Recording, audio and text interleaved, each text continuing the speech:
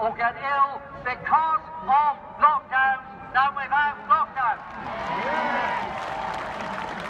So that means, whether you believe the virus is a hoax or not, there is no justification in any terms for the COVID lockdown rules.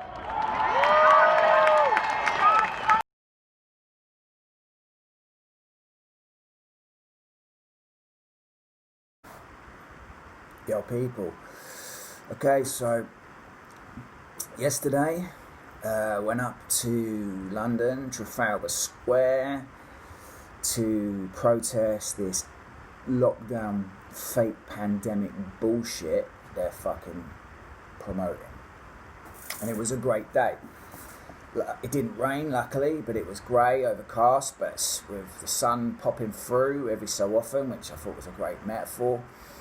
But it was a great day, yeah. And it's like, whenever I go on these protests, like protests generally, because the media controls the narrative, and if they don't want that protest, if they don't want a protest to be shown to the people, they're not going to show it to the people, which is why Black Lives Matter is a fake protest, because they mass market that protest. So any real protest, they keep it minimal if they report it. Now, I've seen it being reported in the press, which is great news, because obviously there's good people work within the press and they want to get stuff out there.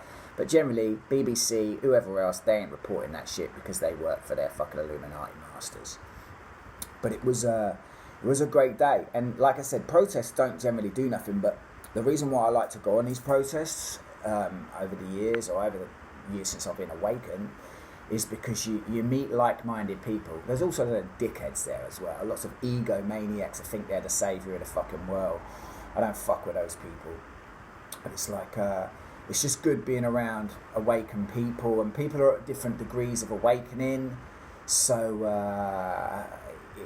and generally, like, I'm not being arrogant, but I see more than most, and I'm more awakened more than most people. So, like, a lot of these people I just can't speak to because they're caught up in this, that, and the other conspiracy shit, and they don't see, like, the bigger picture of it. And most of those people ain't done no ayahuasca or anything like that, so they ain't seen no other dimensional spiritual side of things.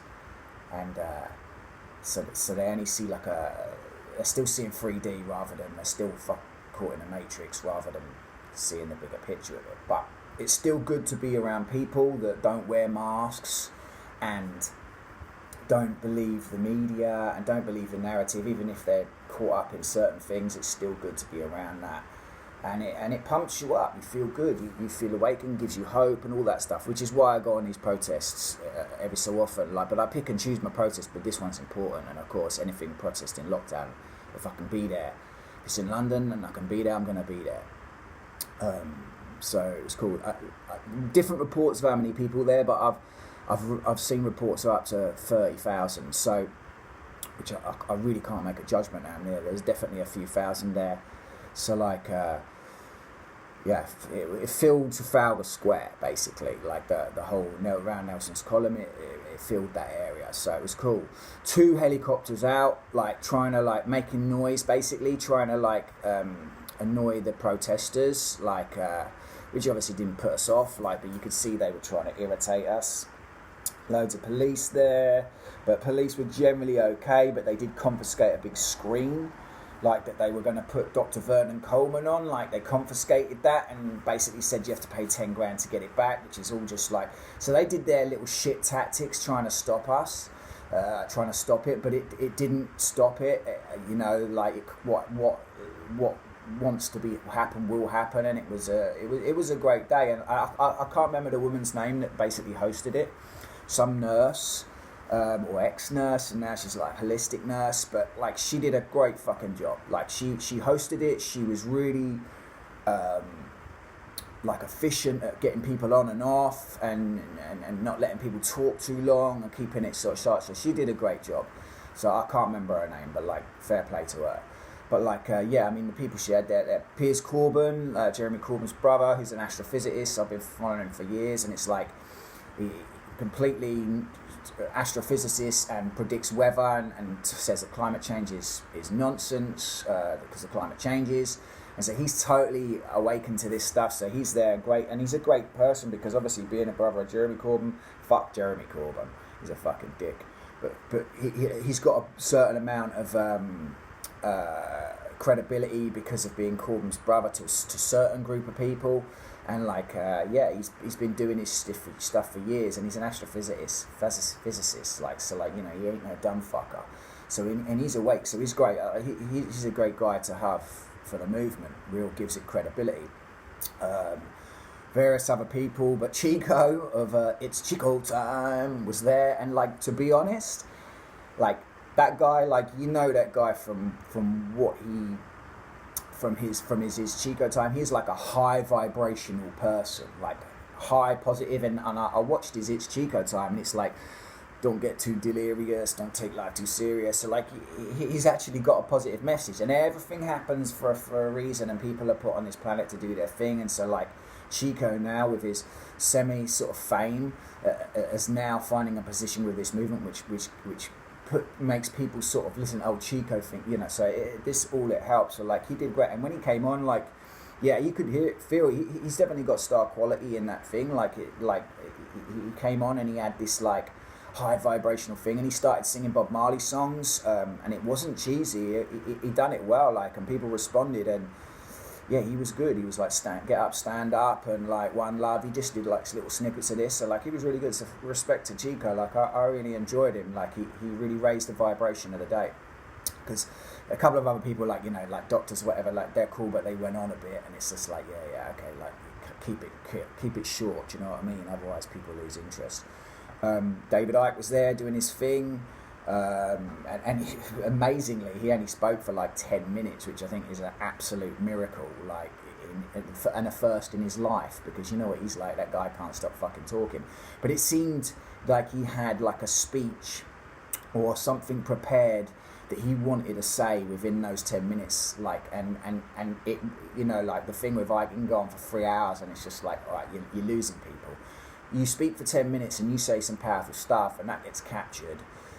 And that's what people can fucking respond to. People ain't got 3 hours of their time to sit through. The average person ain't got 3 hours of their time to sit through stuff and fucking work stuff out. This is why I keep my videos, like my nuggets of truth, seeds of truth, because like I keep them small, because, you know, if you can get something where someone can watch in 10 minutes and they can take some information in, even if they don't take it all in, it's just dropping those seeds, the seeds of truth. So it's like, and from those seeds, great things can grow. So like, yeah, it was a great day. It was a really great day. I was tired by the end. I just had to get out there. But what I've got to say is, like, and I've put this on my little video on Instagram and that, is like, London is fucked. London is fucked. Like, I went all the way up from Brighton to Charing Cross, Trafalgar Square, and back without wearing a mask, and I didn't get questioned once by anybody for not wearing a mask. The only thing that happened to me was this stupid woman that sat next to me, I sat next to on the tube, moved. Like, you know, what the fuck, you know, I mean, these program. But I'm telling you, London is programmed and enslaved as fuck. I could feel, apart from Trafalgar Square when it awakened and everyone was cool, me coming up and going back, it's like everyone wearing masks. It's like, there was a couple of people not wearing masks, but mostly 99% of people are wearing masks, and they just look like fucking slaves and little rats running around. Like, it was like, oh man, like, and I felt the oppression in London.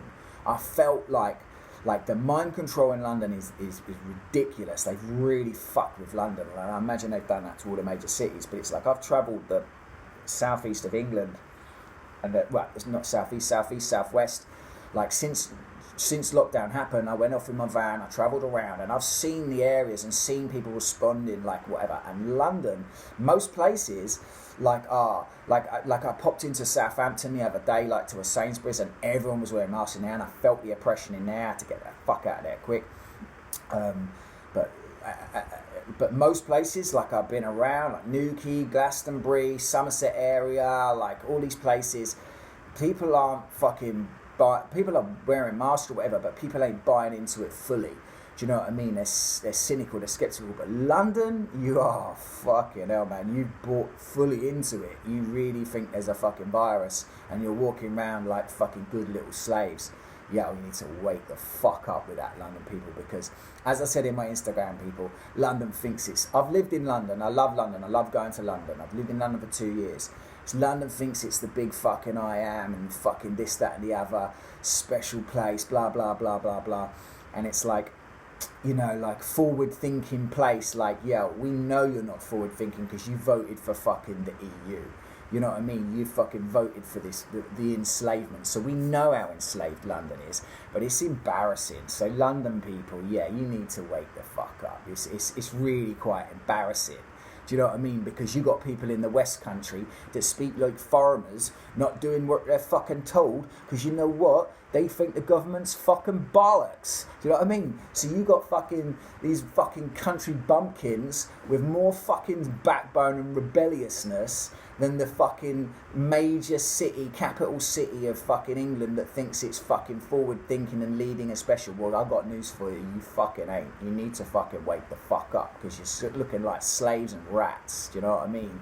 But anyway, that's my fucking London rant. Like I said, I fucking love London. I love going to London, but like I can just see I felt it, the energy. I felt the oppressive energy. Like everyone just doing what they're told. Like that.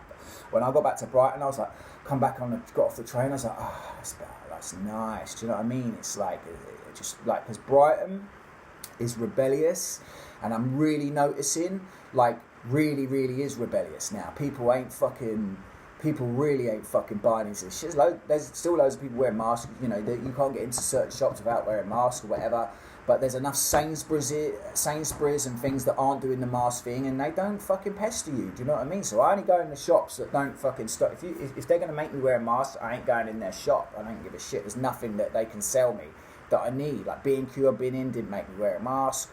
So like, you know, generally people and I received an epiphany information that people want me, like me and not me, others, like to lead with this, to not wear a mask and show the way with this, because I am a light guide and I am here to show the way for the people. So it's like one of the people that do this. So it's like, so yeah, like it was a fucking, it was a great day. Feel vibed up from it all, feel like fuck the system even more, feel like doing more, you know, like just promoting it. So that's what these things are good for. But you know, 30,000 ain't enough people, and next time we need 1 million fucking people. We got 1 million fucking people, like you're really fucking telling them to fuck off. So yeah, great day for all. I'm gonna drop some clips. at the end of this, so you can see that I recorded only like clips of Chico and Piers Corbin, and so you can sort of see how it went. But yeah, it was a great day, and hopefully I see more people there on the next one. Peace.